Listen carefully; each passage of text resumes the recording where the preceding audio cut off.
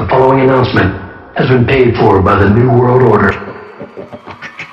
Remember this, when you're the greatest fighter in the world today, they got a name for you.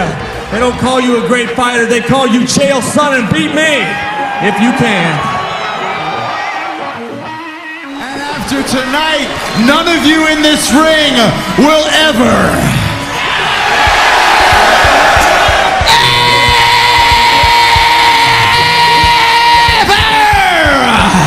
be the same again.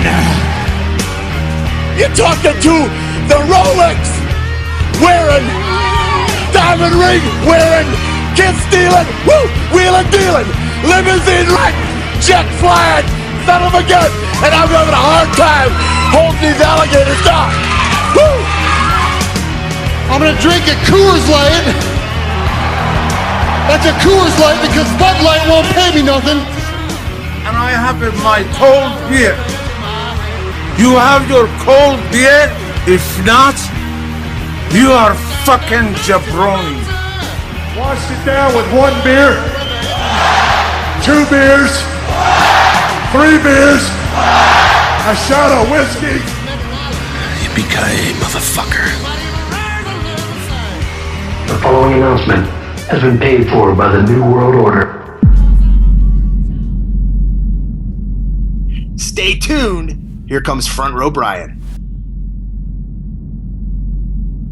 You know, Tom, this past weekend I had the pleasure of going to the NCAA National Championships. Division I Wrestling was in St. Louis at the Scott Trade Center, which was the host of the Shawn Michaels. Was it Shawn Michaels versus Undertaker first Hell in a Cell? Or was that Vader? Shawn Michaels, Vader. Well, Shawn Michaels and Undertaker was the first Hell in a Cell. Okay. It was the day Brian Pillman passed away. So that was at the Scott Trade, and they had some Strikeforce shows there.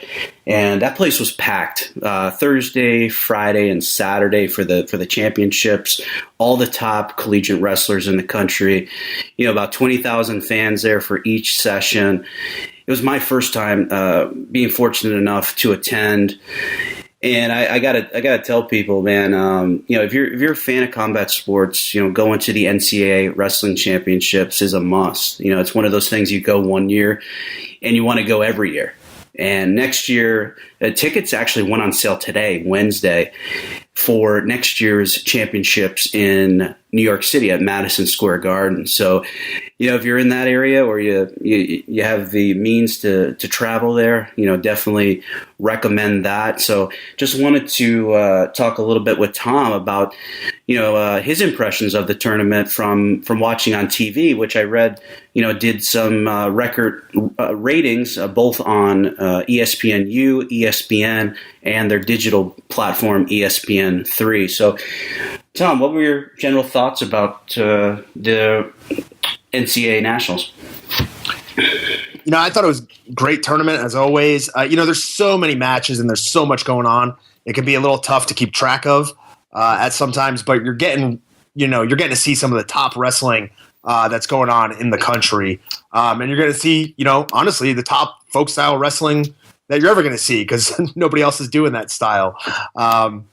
You know, and I think it's awesome. It's great to hear that. I believe they also broke their attendance record, the live attendance record, if I'm not mistaken, over the course of the weekend. So that's always good to see. And, you know, next year, I'm sure it'll be even better being at Madison Square Garden for the first time in its history. It'll be, you know, kind of a throwback to the days where you had, you know, one-night tournaments with professional wrestlers, you know, back in the 1910s and 20s and stuff. So I think it's going to be awesome. Yeah, those cards were probably promoted by Vince McMahon's grandfather, Jess McMahon. He, from what I've read, used to promote at Madison Square Garden like at the turn of the century, or the early 1900s. So I don't think the NCAAs have ever been at the Garden. Could be wrong on that. Yeah, this will be the first time. I believe that's what I read when I saw the press release, and you know, I was pretty surprised. Most of the years, it's been in St. Louis for the majority of the time. I believe a few years ago it was in Philly as well. But to see it pop up in Madison Square Garden is awesome. New York has some absolutely phenomenal wrestlers out there, as does the Midwest, as does Pennsylvania. So, those three locations are always going to bring in a lot of fans. There's going to be, crazy fan support watching hometown guys or local guys who are off away at college back home wrestling in those areas. So, it's good to see. To me, it feels like amateur wrestling is kind of, with the way that technology is spread news quickly, it seems like wrestling's able to take advantage of that. And it seemed like there was more of a buzz this year than there has been even in past years. I'd run into people at the gym who have absolutely no wrestling background saying, "Oh man, I'm going to run home and watch the finals of the NCAA," or "I can't wait to get home later on in 3 hours and watch it online." And these are guys who aren't coming from a wrestling background; they're coming from a striking background, a jiu-jitsu background.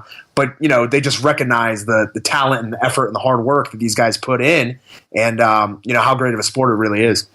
Yeah, I think a lot of people, they're curious about watching the championships because they want to see where all these great fighters come from. Like, where did they cut their teeth before they got into MMA? Where did they learn this, incredible toughness to excel in this sport? And, there's exceptions to everything, but, you line up, the 10 best guys in the world in MMA, and, I'd say about 7 or 8 of them, their base was wrestling.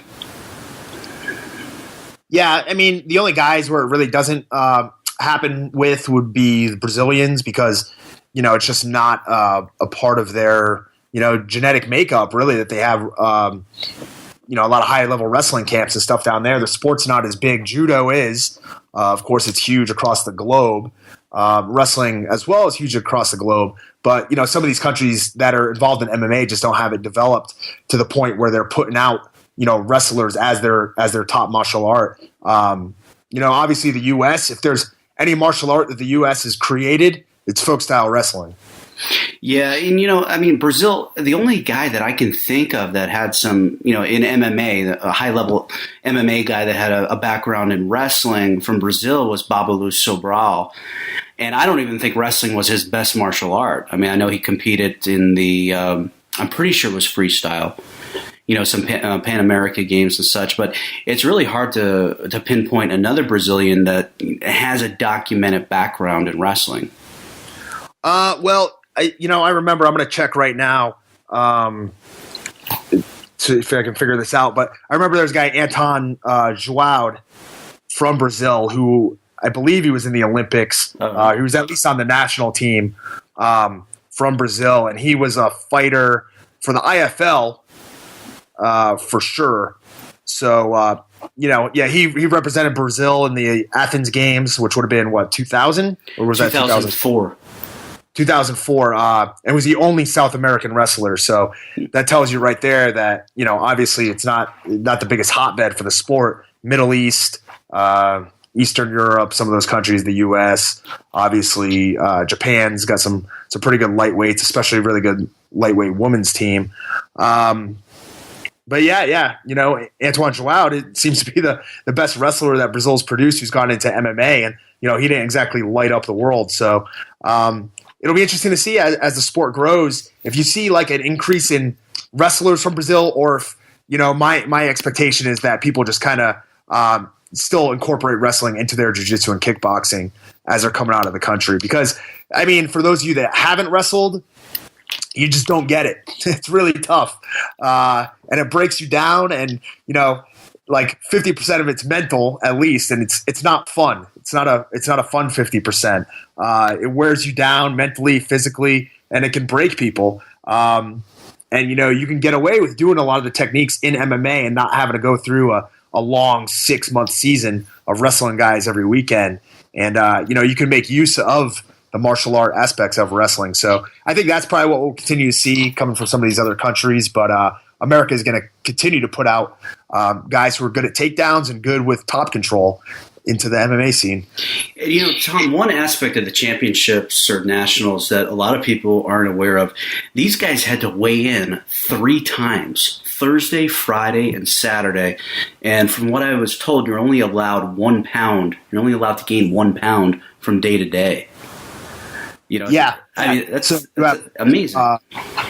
Yeah, so you end up, you're able to gain a couple of pounds over the course of the tournament. But if you're cutting a lot of weight, gaining 1 pound after doing that, that's nothing. That takes about 10 seconds to chug a Pedialyte, and you're back up above that 1 pound threshold. So guys are having to cut weight after they've already won a match or two that day. It can really wear you down. So everybody that sees these cage fighter shirts and always hears the expression "embrace the grind," that's what it's talking about. Wrestling and wrestlers have kind of just come to expect hardship. And, a lot of these guys, especially at this level at the NCAA tournament, are going through a lot of these things constantly. And it's not just you against your opponent. It's you against the scale. It's you having to listen to the crowd. And, in some cases, it's you against the officials, as we saw with Ian Miller and Real Budo. Sure, the kid from Cornell. You want to just go through the results here, just starting with the in the order that they came on television? Yeah, go ahead. Okay, 149 pounds was Drake Houndeschelt from University of Missouri. He beat David Habit from Edinburgh, and Edinburgh was quite a story. I think they came in third. Small little school in Pennsylvania, but came in third in the team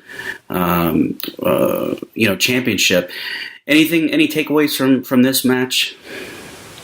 No, I was watching this show intermittently with the UFC show. So I do not believe I even caught this match. Brian, I'm kind of a fan of guys that weigh, more than 150 pounds. I'm talking like real men over here. So, once the heavier weights got going, then I started paying a little more attention. Well, at 157 pounds, you should have seen this kid, Isaiah Martinez from the University of Illinois. He's a redshirt freshman, 34-0 this year, and he defeated Ryan Rilbuto from Cornell, who was involved in a very controversial call the previous day against Ian Miller from Kent State, which I know you got pretty hot about that, and it basically came down to Ian Miller's coaches didn't protest a call. Miller didn't get credited for an escape, and the match ended up going into overtime, and Miller lost. Tom, you want to recap it a little bit and maybe explain it a little bit better than I did? Yeah, of course. Because I watched that video about 100 times before there was ever a statement by the NCAA. Because I was trying to wrap my head around it. So, Ian Miller, number 7 seed, going against number 2 seed. So he's supposed to lose, but he's up. Lo and behold, he's up 9-4 with about 30 seconds left. And now, I do not condone his actions of basically just laying there and letting Real Budo score and trying to ride out the victory. But technically, that's what would have happened. He would have won 10-9 at the end of regulation as he's winning 9-4. Real Budo gets an escape, a takedown, and then either an escape should have been awarded and there should have been another takedown, which still would have made it 10-9. Or there need to be back points, 2 back points in there to make the score correct. And there was never any 2 back points. And if you see the scorecard that was produced by Track Wrestling, which is the program that's used, there's like a phantom 2 points, a phantom +2 to tie it up with 2 seconds left. And there was no way that Real Budo scored with 2 seconds left. It just wasn't possible. So even the computer wasn't allowing them to just enter in, another takedown to give Real Budo the win. And, they didn't add Miller's riding time at the end is supposedly what didn't get recorded. And, the Kent State coach went up. They told him to sit back down. The score was right. They go into overtime. Real Budo gets a takedown, wins the match. And, it took a while. There was some controversy. And then the NCAA commission or the board, whoever was there, comes out and says, well, the Kent State coach didn't do it correctly. Decision stands, even though we know it was a mistake. And seeing this happen, and we'll talk a little bit later on about the UFC and a terrible, terrible referee mistake there as well. But, seeing this happen and the NCAA, just not own up to it and just say, hey, we screwed up. We should do the right thing. We should push this guy through. Ian Miller was the rightful winner. I mean, they have all the statistics there in front of them. They have irrefutable evidence, and they should have overturned the decision. This is a situation where you need a figurehead, or not a figurehead, a leader such as Jack Tunney, the former Jack Tunney. I was just going to say Jack Tunney. Damn it, Brian! I stole your punchline, and I fucked up my own punchline by calling him a figurehead, and which is the exact opposite of what he was. He was the guy. He's the guy that kept Vince honest. Yeah. Right. He's the guy that got a job because he had television rights in Canada. Did he get in trouble for running a gambling ring or something? I don't know. If he did, I'd like to find out more about that. Yeah. I mean, Jack Tunney. How did Vince decide on Jack Tunney? Well, from what I've heard, he was a promoter and he had a pretty good, television time slot in Canada, I think in the Toronto area. And, when the WWE, I guess, bought him out or brought him in to take advantage of that time slot, they kept him on. Yeah. So, plus, Brian, if you remember at that time, right, there wasn't as much information out there. So, I mean, as a kid, I'm watching WWE or WWF as it was, and I see Jack Tunney come on, and I think, hey, this guy's the fucking president. He's the one making all the decisions, right? I didn't know that Vince McMahon, who's on the commentary, screaming out, oh, what a maneuver every 10 seconds is really the one, calling the shots behind the scenes. So he was effective in his role, if nothing else, at least to a small Tom Lawlor. Yeah, exactly. And then just moving on here, 174 pounds Matt Brown from Penn State won the national title over Tyler Wilps from Pitt. And that was kind of controversial too.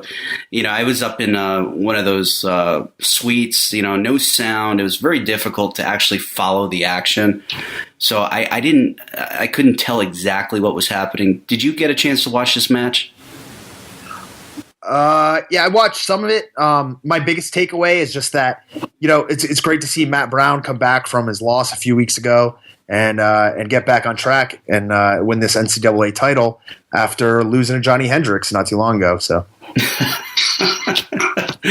all right, yeah. And at 184 pounds rather, Gabe Dean from Cornell, who some of you guys might remember last year defeated Ed Ruth of Penn State, who represented Team USA at the World Championships last year. And for the MMA fans, you'll be hearing about him in 2017. He'll probably be the most sought-after prospect in the sport, other than Tom Lawlor, or well, you're not really a prospect. You've already proven your mettle. But Gabe Dean from Cornell, 44-2. That's a lot of wrestling matches. He defeated Nate Brown or Nathaniel Brown from Lehigh for the 184-pound national title.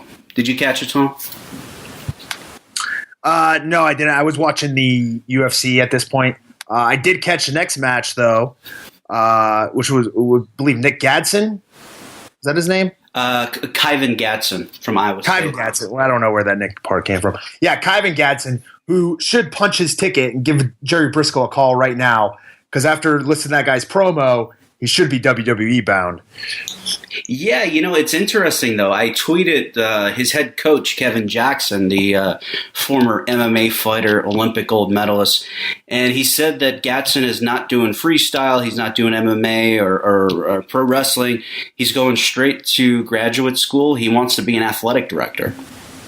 Really? Hey, more power to him. Yeah, I just thought that was kind of an interesting choice. Usually, 22, 23 years old, you kind of want to, keep on being active. But he's just focused on going to school and being an administrator. But to me, that was the high point of the night when Gadsden pinned Kyle Snyder from Ohio State, who's 30-4, a true freshman.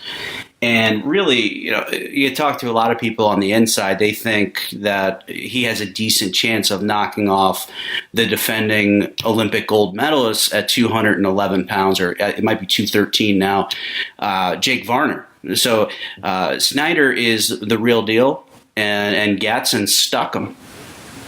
Yeah, it was a beautiful throw. And it was kind of like, you could almost see it coming. It was just perfect technique. Slid his leg down to the outside of his leg, defending. I believe he defended a shot correctly, correct. Like Snyder had the leg up. Gatson kind of stepped down and had an upper body lock and tossed him and pinned him. And it was awesome to see. Gatson did a little dance after, said he wanted some ice cream, and I thought he came across awesome. Yeah, I wish he'd give fighting a shot, man. He just looks like a thoroughbred out there. But at heavyweight, the heavyweight match was next, and that was Nick Gwizdowski from North Carolina State, 35-0 this year. He's the defending national champion and now a two-time national champion, and he defeated Adam Kuhn 7-6. The match, that sounds really tight. I thought it was dominated pretty well by Gwizdowski. He got in deep on the singles and seemed to convert those takedowns when he saw fit. And Gwizdowski's got another year of eligibility left, could be going for a third national championship. I know he's also getting some looks from the WWE, and could also be a very good MMA fighter. So there's a lot of possibility for that kid from North Carolina State. Yeah, I thought he dominated Kuhn, like you were saying. 7-6 sounds that's pretty high score for a heavyweight match, by the way. But it sounds like it was tight. But if you watch the match, I mean, the Gwiz just kind of dominated him, taking him down left and right. Kuhn looks slow to me, and he's a big guy, and he used that size to his advantage to beat McMullen the night before. If you see the end of that match, it could be like one of the best heavyweight scrambles of all time. But to me, we just looked flat against Gwizdowski, and Gwizdowski looked great. Yeah, and Gwizdowski, his last loss, I believe, was last season against Adam Kuhn. So there was some thought amongst people that Adam Kuhn had his number. I don't remember the exact score, but it was last year because Gwizdowski is undefeated this year. So he avenged that loss and won a second consecutive national title. Last year he kind of came out of – he didn't come out of nowhere, but I think a lot of people thought that it was either going to be Tony Nelson from the University of Minnesota or – the freshman sensation Adam Kuhn, and perhaps even McMullen that you mentioned from Northwestern. I'm probably forgetting a guy, but Gwizdowski. I think you're forgetting two guys because Kuhn, even coming into this tournament, was only a 6 seed, I thought for sure that McMullen would beat him. So you're looking at, you got Telford from Iowa, Marsden from Oklahoma State, and Medbury from Wisconsin were all ranked above Kuhn. And I for one was surprised to see Kuhn win against McMullen. But, you also, if you take a look, Telford, the number 3 seed, is out in the first round, He loses, 7-5. He's going in, he's 33-5, loses to a guy who's 9-7 by 2 points. And that kind of screws the bracket up a little bit if you're playing it out in your mind. So, I was surprised to see Kuhn in the finals, but, obviously Gwizdowski took care of him. Sure. And then the next match was 125 pounds, Nathan Tomasello from Ohio State versus Zeke Mosley from West Virginia, which was a bit of a surprise that he was there. It's a guy who had lost 13 matches on the season. And he was unseeded, actually. An unseeded guy going for the championship.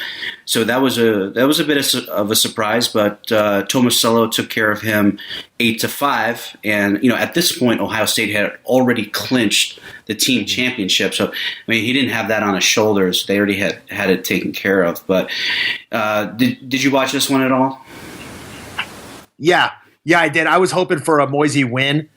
Just because his run up to that point had been great. And like you said, he's a true freshman.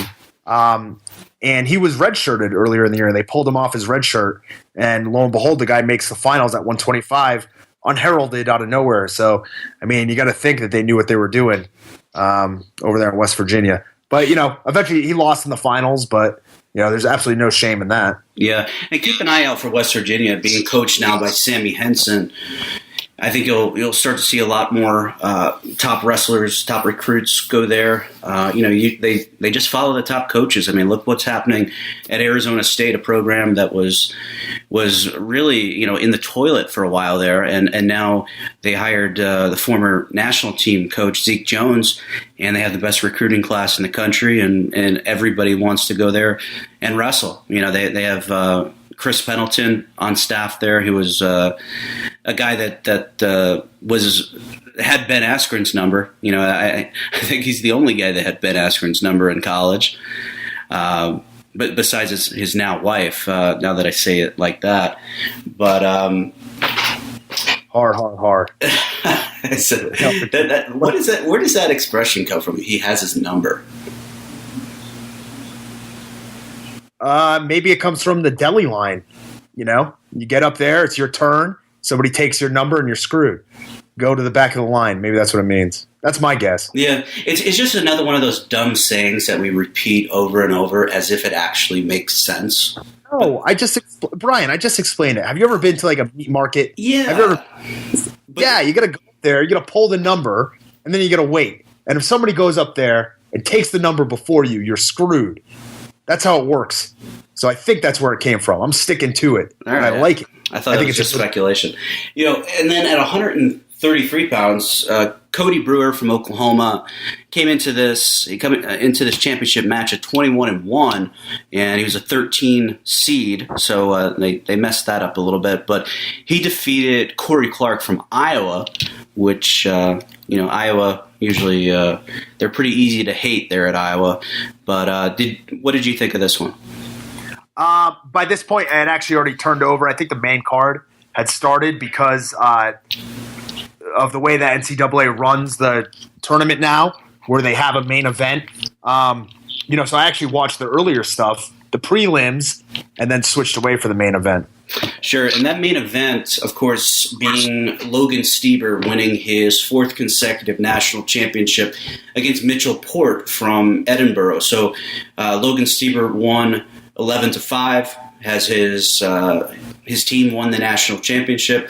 He secured his fourth national championship, becoming the fourth guy ever in NCAA history to win 4 in a row. And the other guys, Pat Smith, Cale Sanderson, Logan Stieber, and who am I forgetting, Tom? It'll be one of the guys who just graduated. Taylor? No, Kyle Dake. Kyle Dake. So I always get them mixed because they were rivals, but yeah. So there's your 4. So that's some pretty good company there for Logan Stieber. Yeah, he's all right.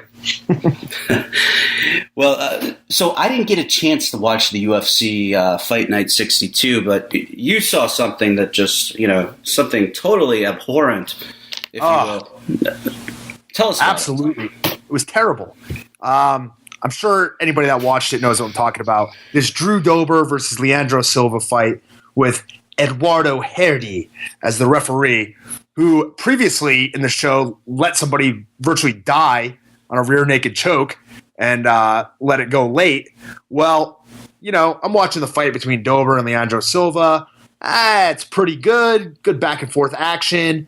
I believe they're in the second round, and I'd probably give the first round to Dober just based on octagon control, the ever so easy to spot and score octagon control. So second round, I think Silva met a pulled guard or they get in a scramble and Dober ends up on top, stuck in half guard with a guillotine, but he's across the body. So he's basically in a position where, if you know the Von Flue choke, that's basically the position that he would be trying to work towards. He was almost in that position. And as he's kind of clearing his arm to continue to move and maybe pass into mount or pass into side control, the referee just kind of touches him waves the fight off. And, thinking back, I don't know how Dober didn't absolutely lose it, and go after the ref kind of like Phil Baroni style. I think this was one of the few cases where it's almost warranted to look at the ref and wonder what the hell he's doing and maybe even grab him and say, what the fuck is going on, man? Because he literally just stops the fight, awards the win to Silva, says Dober, I think he said Dober was asleep, which clearly wasn't the case. And then, Leandro Silva, to exacerbate things, make it even worse, does this interview where he says, you have to trust the referee. I felt that he was out. And I mean, if you see any footage of this, you can clearly see, 1, Dober's not out. 2, Leandro Silva is a liar and turned himself heel in his own country. And this is a country that is not looking to cheer Americans. But they started booing Silva. And when Dober gave his speech, they kind of, gave him some polite applause and left it at that. But the bigger, the more concerning thing to me, Brian, and I don't know if you've read much about the situation after the fact, but the Brazilian commission said, we can't overturn this fight. There's nothing that can be done. There's nothing in the guidelines that say that we can overturn it because it was a referee's decision. Yeah, the Brazilian commission, man, what a joke. I mean, they have a medical director there who is the personal physician for Anderson Silva. He's the guy that Bigfoot Silva ratted out and said, no, he told me to take the extra testosterone to get the levels up. So they have a medical director who's a personal physician for the fighters. I mean, how could there not be a conflict of interest there?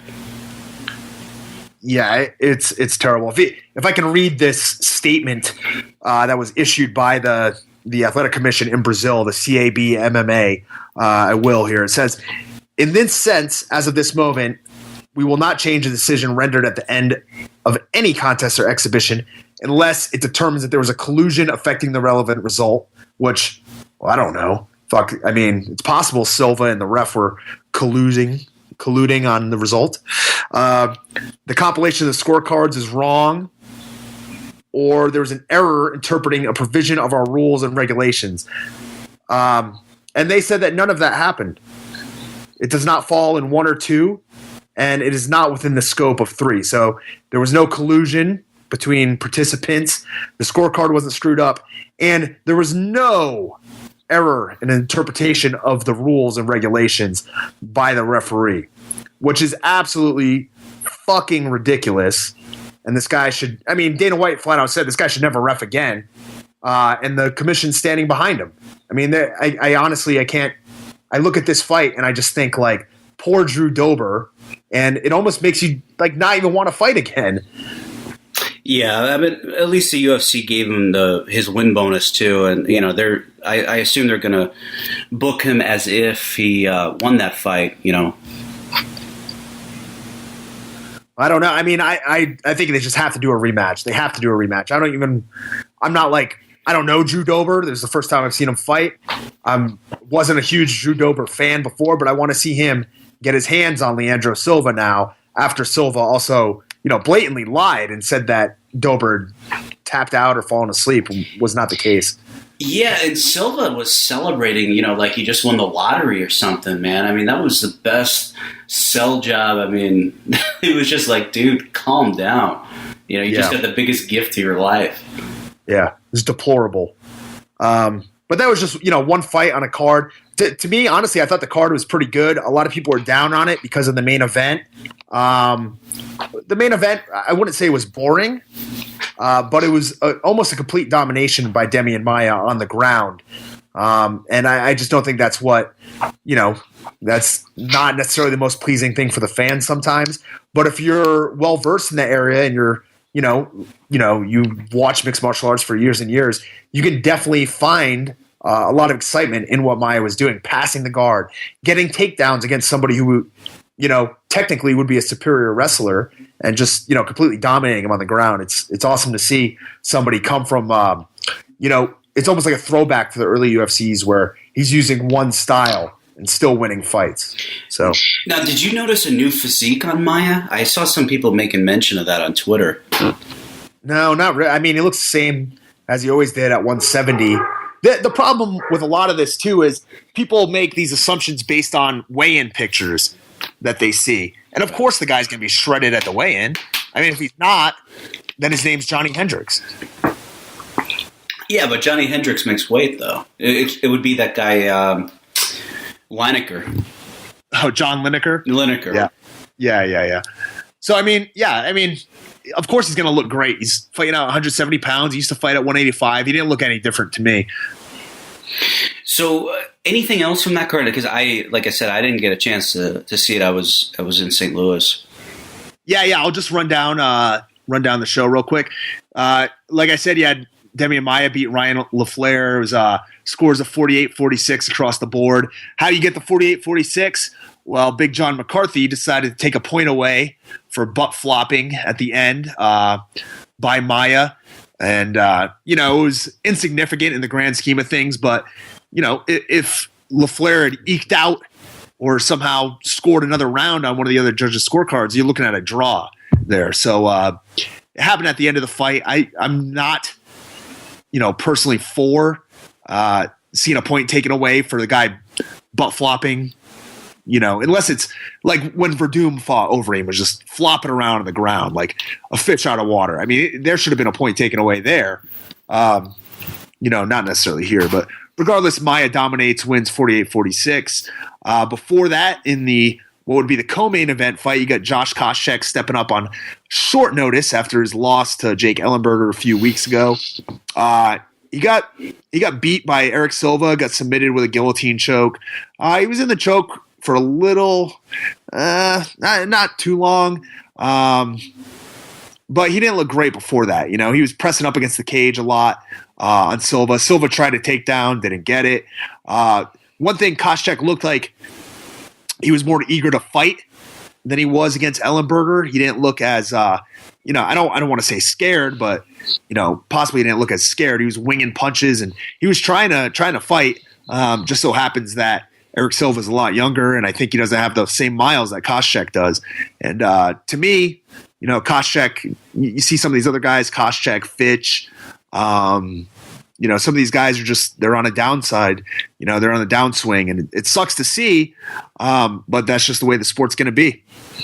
Yeah, I really wondered, why was Koscheck coming back in such short notice after getting choked unconscious 3 weeks before? And then, all these people on Twitter are impressed by his house and the plane that's not even his, and saying how smart he's been with his money. Unless he invested in Facebook at around the same time as Peter Thiel, this guy doesn't have the type of money that they're saying he has. I mean, who comes back, on 3 weeks' notice for $75,000 if you're that wealthy? Well, from what I understand, I think Koscheck's done okay with some investments because I think he's tied in pretty well with the guys from AKA or Zinkin Entertainment. And from what I understand, obviously they've got some money. So, I think he's doing okay. I could be wrong. And maybe that's why he's taking this fight to try to, he needs the money, but I don't know that that's the case. You also had Leonardo Santos defeat Tony Martin by a rear naked choke. Martin won the first round. Second round, they come out. And, it was a good fight. Santos gets him down. Martin tried to roll out of it, but, Santos obviously very, very good on the ground and submits Martin with a rear naked choke. Your favorite fighter, Brian, do you know who I'm talking about? No, who? Fought before this, and that was Shayna Baszler versus Amanda Nunes. Okay. So Nunes, I hate to say it because of her association with my buddy's Red Dragon, but Baszler did not look good here. And she's kind of in the same boat, I guess, as Koscheck and Fitch and some of these other fighters who are just on, they're at the end of their career, it seems like. Unfortunately for her, women's MMA kind of got started as she was already later in her career. So she'll probably likely never get the respect, that she would have once had women's MMA started a little bit sooner. She took a vicious leg kick and fell down and just got pounded on. And basically, Amanda Nunes went like Donkey Kong on her. Like, seriously, just throwing punches to the body, hammer fisting as the ref's trying to pull her apart. I think it was Yamasaki, maybe might have been the ref, and kind of chastised her a little bit after the fight. But Amanda Nunes looked really good. Unfortunately, Shayna Baszler didn't. Yeah, I would assume that's the last we'll see of her in the UFC. You know, being Ronda's friend only goes so far. Yeah. Although apparently they haven't been training together as much recently, from what I read on the interwebs. I can neither confirm nor deny it, though. We also had, this is a really good fight, Gilbert Burns versus Alex Oliveira. The reason this is a really good fight is Oliveira is winning. He's supposed to lose to Burns. Burns is a highly touted prospect, great on the ground. And Oliveira wins the first 2 rounds. And I think it was in between the second and third, Burns' corner, which I believe is Henry Hoof at the Black Zillions, basically just told him, like, you suck.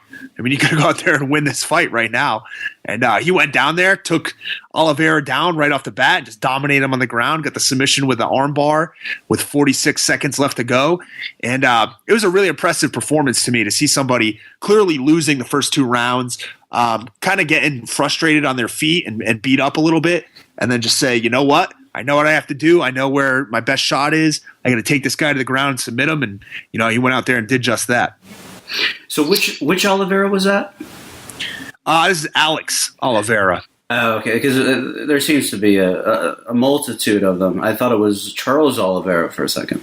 No. Charles Oliveira, man, if you could submit that guy, that's another feather in your cap. And maybe Burns could do it, but I don't believe they're in the same weight class. Could be wrong. We also had, I'll just run through the rest of these results quick. You had Fili and Godofredo Pepe, who threw up a beautiful, beautiful flying triangle on Fili. Fili fought it. I mean, Pepe got the tap, 3:14 into the first round, and about 2 minutes of it was Fili in this triangle, trying to stop it, fighting out of it for dear life, and eventually Pepe was able to get the tap. Francisco Trinaldo pretty much dominated Akbar Areola. First round, I thought was a really good. Tom, is that a real name? Akbar Areola? It could be a real name. Come on. Yeah, no, that's real. That's somebody's name? Yeah. All right. He's 1 and 2 in the UFC. Is any relation to Skandar Akbar? No. Nor do I believe he's related to Chris Areola or twin Areolas. I believe he's neither. Yeah, it was well. Thanks for throwing me off, but that was a really good first round they had, and then it kind of went down from there. Especially for Areola, as you get dominated. Okay, Kakuno and Kevin Souza, Katsunori Kakuno, got knocked out pretty bad by Kevin Souza with a big right hand. Kakuno kind of just folded, went down like he got shot with a shotgun, and that was about a minute into I believe the first round. Yeah, 131 in the first round. You also had Leonardo Mafra against Kane Carrizosa, which was another fight which had a great first round, and then Carrizosa just basically started getting outclassed by Mafra. Mafra wins 30-26, 30-27, 30-27. And the rest of the fights, Christian Gallegos defeats Jorge D. Oliveira, sorry, Brian, at 3-12 by rear naked choke. And former Olympic wrestler Freddie Serrano defeats Bentley Seiler by knockout. Both guys coming off of tough Latin America. Serrano knocks him out in the third round with a big punch, big uppercut. And Seiler went out. And, Freddie Serrano now 2-0 in MMA, baby. Nice. Yeah, 2-0. Starting off the UFC card. But, I guess when you have an Olympic pedigree, you can just kind of jump in there. Yeah. And that's it. That's the full UFC Fight Night 62 from Rio card. So what did you think of it overall? Was it worth watching or? The finishes are, yeah, for sure. I want to say there was 9 finishes. The only, let's see, out of 12 fights, I believe there were 9 finishes because you had Kane Carrizosa went to decision with Mafra. Ariel and Trinaldo went to decision. And other than that, it was just the main event between LaFleur and Maia that went there the whole way. So, yeah, you should go out of your way to see at least the finish that Godofredo Pepe got with the flying triangle on Andre Fili. The knockout between, it was Katsunori Kakuno getting knocked out by Kevin Souza. That one's worth seeing. And you should definitely watch Leandro Silva versus Drew Dober just so you can jump on my bandwagon here in hating Leandro Silva. Yeah, and on Friday it's Joe Warren versus Marcos Galvão. There's a lot going on. Unfortunately, I will not be watching that show. Yeah, I'll be flying out to the West Coast, but yeah, that should be an interesting one because I think the first one Galvão got jobbed by the judges. Yeah, there's been a few. A lot of people like to downplay Joe Warren because some of the wins that he's gotten or some of the decisions that he's gotten in the past, but. I love watching that guy fight. I mean, he's the baddest man on the planet, and I agree with him. And he's such an interesting guy to talk to. I mean, his mind is racing a million miles. I mean, they're like, that's just Joe, Yeah. I ran into him, and this was years ago, as I was getting ready for UFC 100. I think I was cutting weight, and he had just come off of whatever tournament he was in Japan. I think it was the Dream Tournament. Yeah. Maybe he had just beaten Kid Yamamoto in like his second fight ever, which is a huge deal. For those of you that, weren't well versed on MMA back in the day, Kid Yamamoto, you see him now and he's a shell of his former self, but that guy was a fucking dynamo back in Japan. 10 years ago, or even more than that, 15 years ago, he was lighting people up left and right, and Joe Warren walks in and beats him right off the bat. And ever since then, I've been a big fan. I told him that, 2008. I said, hey, Joe, congrats, pleasure to meet you. I'm a big fan. He's like, I'm a huge fan of yours, too. And then just walked off. I'm pretty fucking sure he didn't know who I was. Yeah, that sounds totally like something Joe Warren would do.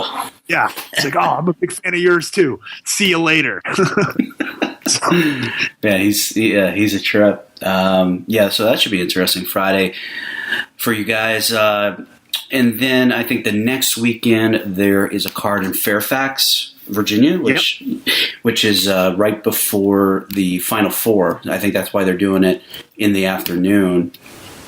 And just trying to see if there's anything, on Saturday, World Series of Fighting Justin Gaethje is fighting Luis Palomino. Matt Hamill versus Thiago Silva. The rematch of the century, perhaps. I'm not even going to comment. I've already. Yeah. Matt Hamill's the only man that made John Jones quit. Brian, to my knowledge, and I have to go check again, but there's very few people in the UFC who are undefeated at 205. But you're speaking of one of them. Matt Hamill and John Jones, neither one of those guys are. So is this for the public to hear that you're officially moving up to the big boy weight of 205? Nothing's official until I get a fight. So we'll wait till that actually happens. Unfortunately, I've been sick, but I haven't had access to a good scale. So it's possible I'm 170 pounds right now and I don't know it, but I don't think that's the case. So how much are you weighing now?